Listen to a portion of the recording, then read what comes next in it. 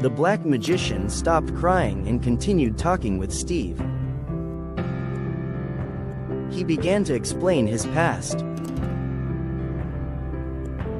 In the past, the black magician's name was James. James lost both his parents in an accident at a young age and lived alone as an orphan in a small village. The small village had about 10 residents. Initially, they seemed to care for orphaned James, but over time, they became indifferent. James was a diligent child who worked hard to develop himself. One day, while walking in the forest, he found an injured Enderman. The Enderman was in great pain but remained silent. James, whose father was a doctor, had some medical knowledge. After James treated the Enderman, it disappeared without a word. That evening, a mysterious book was left at James's doorstep. Startled by a rustling sound in the distance, James looked towards the source. There stood the Enderman he had treated. Though the Enderman couldn't speak, it seemed to want to show its gratitude. James went inside and opened the book. The mysterious book contained all sorts of magical knowledge. At first, James didn't believe in magic. As time passed, James gathered the ingredients listed in the book and conducted experiments, eventually witnessing magic firsthand.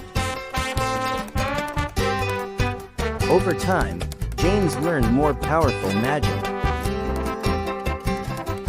One day, while walking through the village, he saw 3 bullies harassing a young child. Initially, he tried to stop them physically, but it was no use. In that moment, James cast his first spell, causing harm to the bullies.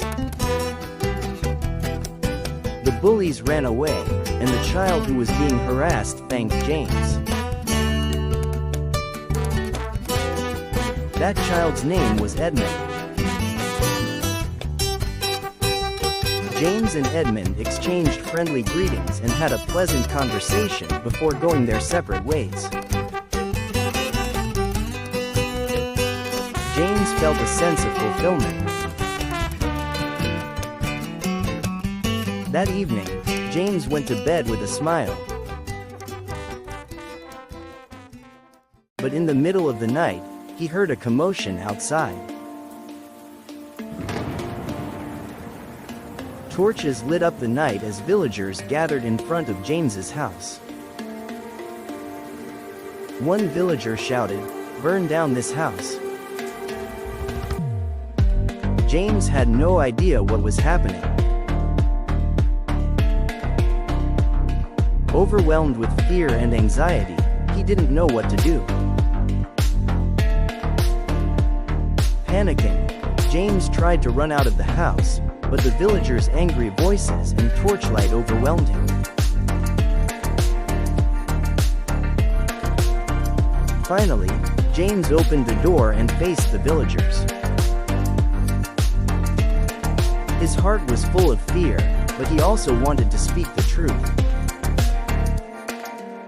The villagers' faces were filled with anger and fear. In a trembling voice, James asked, "What's going on?" To be continued, stay tuned for the next episode.